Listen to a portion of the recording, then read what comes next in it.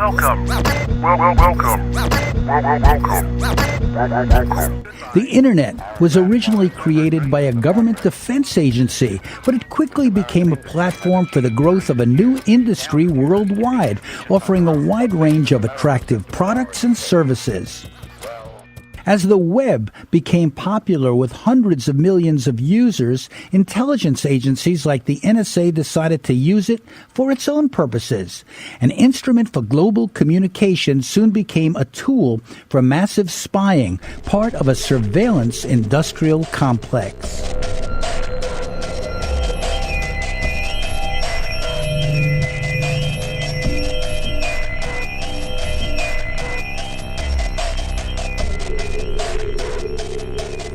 The vast super-secret National Security Agency took to the Internet like a fish takes to water. There is an often invisible but deep connection between a high-tech government intelligence service and the corporate world, as well as tensions between the companies, their customers, and the government. It works on many levels. First, the intelligence agency works with thousands of businesses who offer services and provide contractors. Some of the big ones are on an NSA advisory panel, and others are deeply complicit with its global spying and surveillance mission. At the same time that many are criticizing government spying, customers are pressuring their phone and internet companies, accusing them of violating their privacy.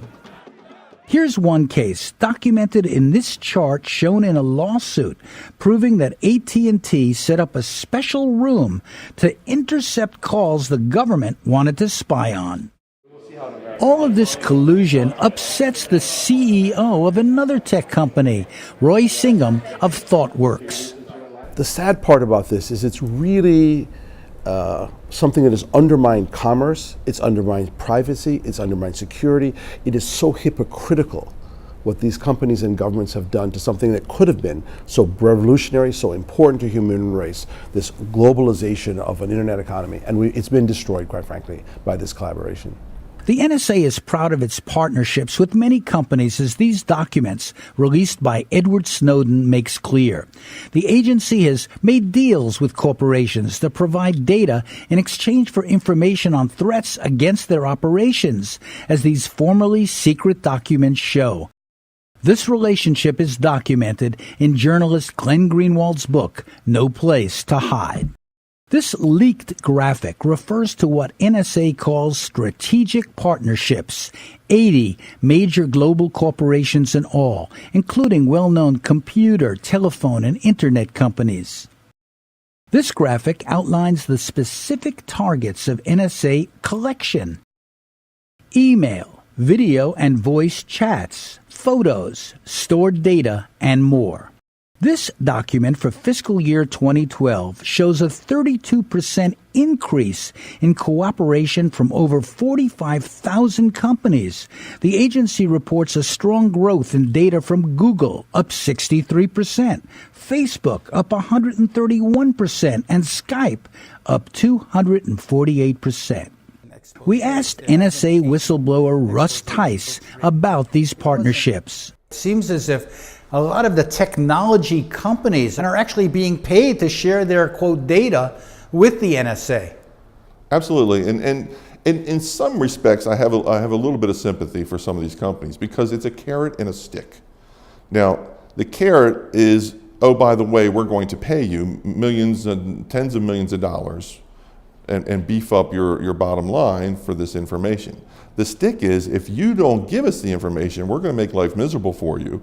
We're going to cut back on your government contracts, and as the CEO of Quest Communications found out, we're going to put you in jail if we can find some nitty-gritty thing that we can pin on you. And I think he just got out of jail just a couple months ago. Companies are often ordered to supply information for which they are paid. This is an actual court document showing that NSA requests to a foreign intelligence surveillance court results in orders to the company. The companies like this process because they can then claim they are being forced to cooperate and not because of all the money they make. So in other words, there is intimidation, actually. This is really almost mafia-like. Absolutely. This is extortion and blackmail. But some of these companies engage in spying themselves. Challenges to Google's use of Street View cars seems on its way to the Supreme Court. Their role has the attention of Martin Smith, a producer at the PBS Frontline program. Smith says that businesses in Silicon Valley helped create the surveillance state. That the cell phone that you carry tracks everything, everywhere you go. It increasingly tracks what you buy.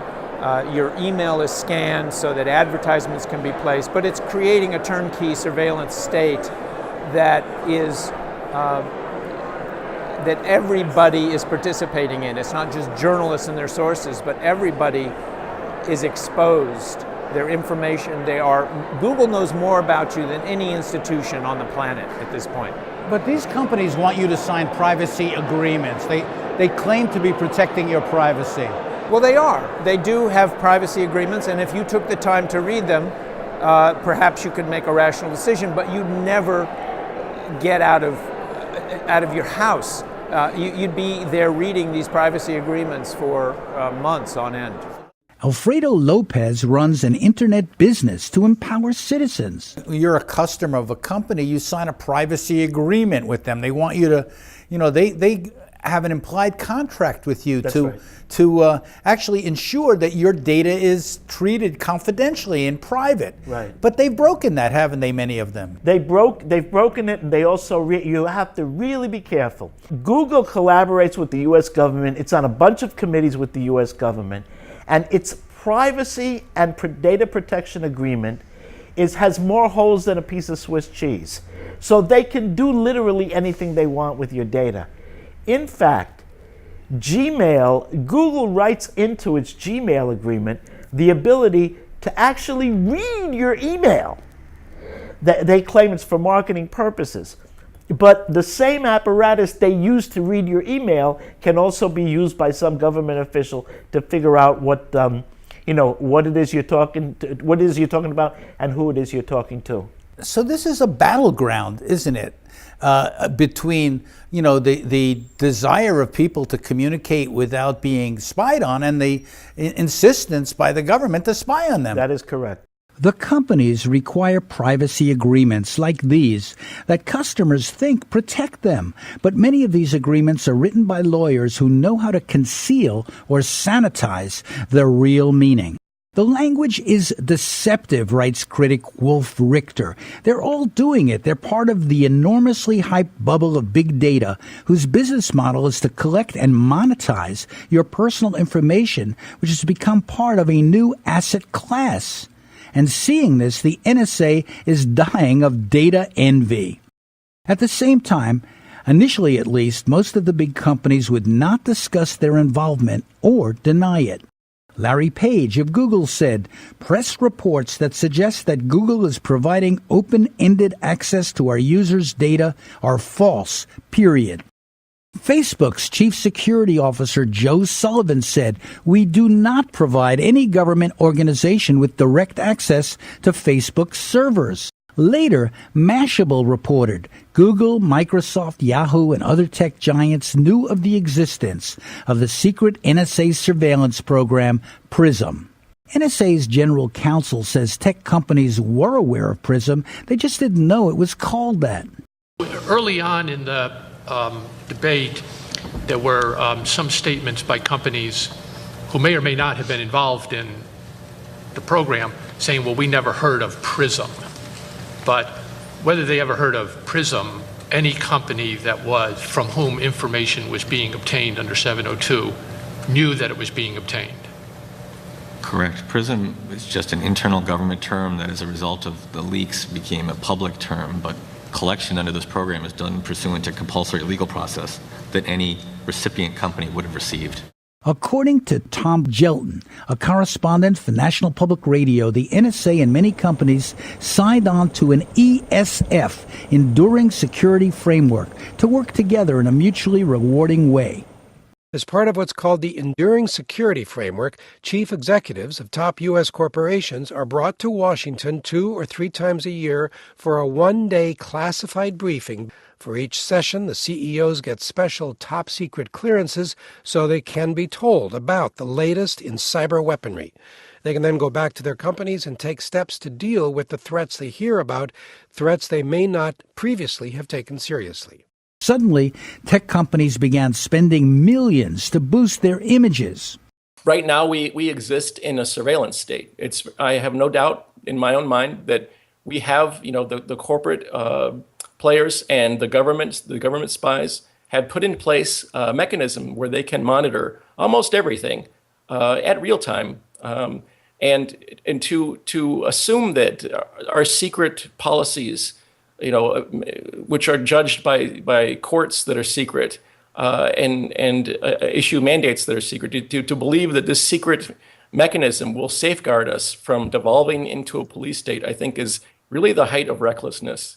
Al Jazeera published emails showing a close personal relationship between Google execs and NSA.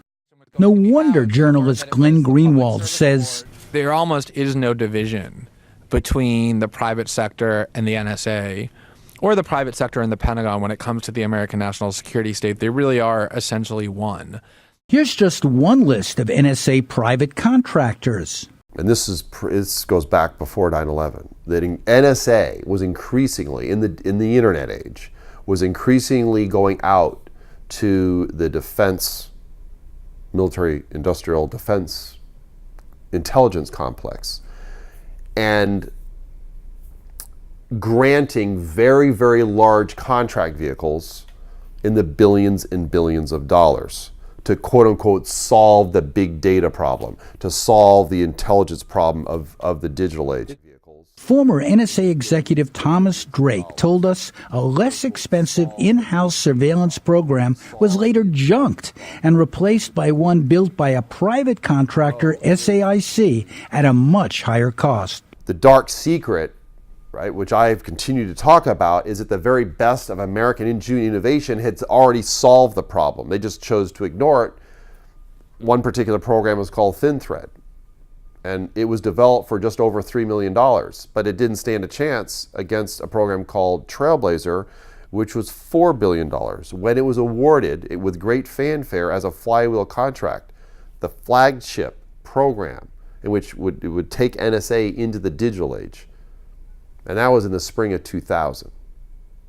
In fact, I was, again, told by the number 3 who I reported to, he says, you got to be at least 10 million to even get noticed. And 2, ThinThread came out of it was a signals, we call it Signals Intelligence Automation Research Center, otherwise known as SARC, it was really a center of excellence for. But it was internal. Internal, had about a dozen people, right? And guess what? It was replaced by a $4 billion project. That $4 billion project had been already awarded. It was the corporate solution. You did not challenge the corporate solution, even though the acquisition regulations, the contract regs, require you to determine if there are any alternatives or existing solutions that meet the requirements. Because you're outsourcing. This was a choice, another critical strategic decision that was made by General Hayden, which was we're going to buy the solution, not make it. There was no in between. Working for spy agencies can become a company's profit center. The conglomerate that Edward Snowden worked for reportedly made over $1 billion servicing defense agencies like NSA. Silicon Valley is escalating pressure on President Barack Obama to curb the U.S. government surveillance programs that vacuum personal information off the internet and threaten the technology industry's financial livelihood. A coalition that includes Google, Apple, Yahoo, Facebook, and Microsoft lashed out in an open letter printed Monday in major newspapers. The crusade united 8 companies that often compete fiercely against each other, but now find themselves banding together to limit the potential damage from revelations about the National Security Agency's snooping on web surfers. As exposés of the corporate role mounted, foreign companies no longer wanted to do business in America.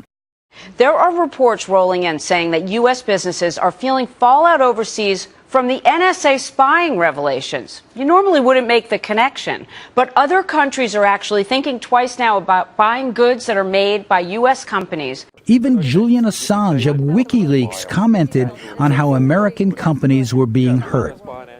You know, I've been involved in the tech industry for a long time. I know my friends in the US are really hurting as a result of of what has happened in the NSA.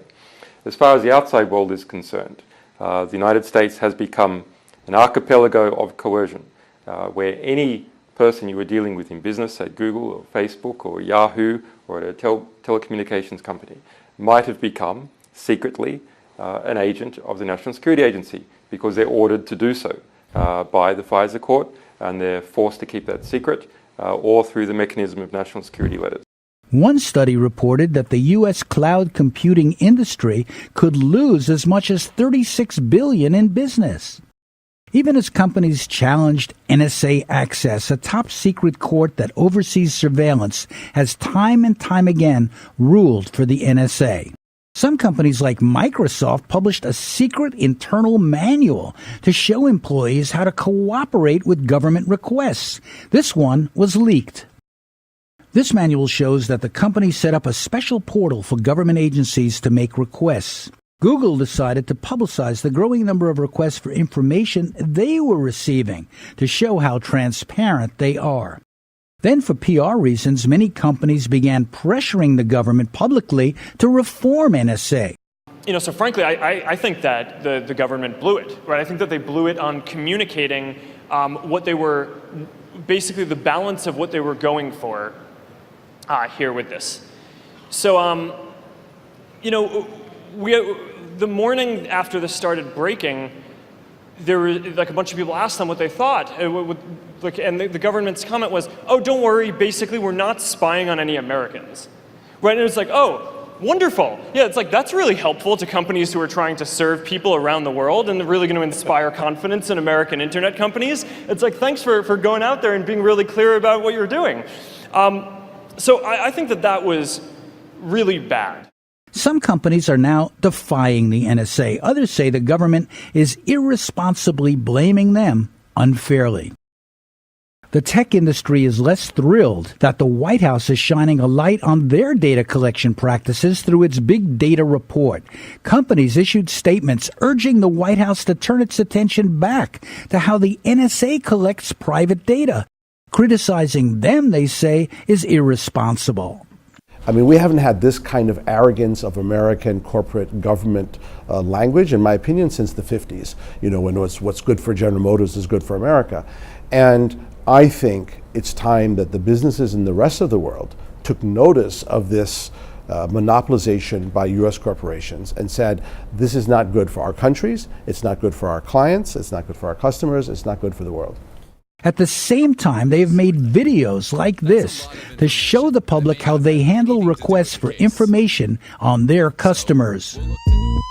In the course of a criminal investigation, sometimes the government requests information on Google users. Here's how we protect users' information from excessive requests, while also following the law. Let's say the federal authorities want information from Google about user HughDoneIt22. Google protects your rights by upholding the Fourth Amendment. The law requires authorities to use a search warrant when seeking private content, like email. If there's enough evidence to support an application for a search warrant, the investigator heads to court. The judge inspects the application, and if satisfied, issues a search warrant. To Alfredo Lopez, videos like this give the impression that these companies are being sensitive to customer concerns. They say a range of things. Most of the time, the people that we interact with and the bodies that I'm with, and when I go to different activities, that with hotsy-totsy people where they pay for your lunch and dinner, they say, "You're right, Alfredo, and we're working on that." Or it's another. See, everything is so compartmentalized and divided that it's a self-protection. They can protect themselves. They also, here is the problem. To see the picture this way You have to have the politics to see the picture. And that's what I keep saying to people that I talk to all the time. I think as somebody in the tech sector, something that's more upsetting to me is the lack of vigilance in the first place of the corporations and their hypocrisy in the defense of this, and they have no real plan to put pressure on the United States government or international bodies to protect their other citizens. Listen, we're a global business. You know, I operate in 30 countries. We have people working, I think, in 15 countries right now. We have consumers, we have businesses in all these countries. Most global businesses do. Whom am I accountable to? Am I not accountable to my client in India or to my client in South Africa? Of course I am. You can't pretend that you like global business and then you think it's okay that one country and one set of companies, corporations, have this unlimited license to exploit and spy on the rest of the world. You cannot proceed from the premise that the government has the right to conduct surveillance against you or anyone else. It does not have that right under the Constitution of the United States. It says it clearly. And, you know, all this stuff about, well, we have to surveil criminals and terrorists and everything. How do you know someone's a criminal? And how do you know someone's a terrorist? Why are you taking my email? If these companies can collect this information, so can the government. Martin Smith's Frontline series exposed corporate collusion with the NSA. The Googles, the Facebooks collect as much of our sensitive data as possible. But anything you hand to a private company is potentially government. The NSA specifically targets the communications of everyone. Corporate America and national security state know so much about us, and we know so little about them. I do see it as one of the stories of our time. It affects us all here as to whether or not we're going to be adequately informed about what our government is doing. And that we do have a First Amendment of free speech and a Fourth Amendment that need on search and seizure. We need protections. They need to be upheld. Donald Byrd teaches journalism at Long Island University. He says not all of his students even recognize the problem. Our students think that the internet is just a utility. You turn it on and it runs, it's water, electricity, whatever, and the internet really has to be the same. And they're on their machines all the time. I took a train to Chicago and back recently because my son's at Northwestern University, and the kids, they're all on their screens. They're not talking to each other. They're never going to meet a significant other. Many of them may not know, may not care that other people are paying attention to what they're actually saying, or they're recording what they're saying. They're being monitored. They're being spied on. I know that. I tell them that when I go into my Bank of America, there are 14 cameras on me, watching me. The cameras everywhere, we know that, and so forth. And I tell them never to text anything they wouldn't want their mother to read. Is privacy dead then? I mean, personal privacy? I think so. I think it is. So in a sense, the NSA, by its desire to control everything, has actually led to the global resistance to it. This is about economic, military, political, ideological, historical control. This is the fundamental nature of power in the world. Whoever controls the commanding heights of the new world economy, which is the internet, dominates the economic landscape for the next 50 years, then dominates the politics, and with that they dominate the political and military narrative. My sister, as a historian, and others have told me that when you have a chance to rewrite history, you control the future. This is also about changing the history of the past. That's dangerous. Victors write history. If we're not careful, we're going to create a situation where the history of the people who fought in the civil rights movement, that's going to be obliterated. How did Nelson Mandela go to prison? It was the American deputy ambassador who turned him in. Those facts of history will be conveniently discarded if we're not careful. And that's what's at stake. The future of history and the future of knowledge. Coming up next, combating insider threats. The NSA's latest preoccupation since the disclosures by Edward Snowden created a firestorm. You will meet whistleblowers and hear their dramatic stories in the next episode of America's Surveillance State.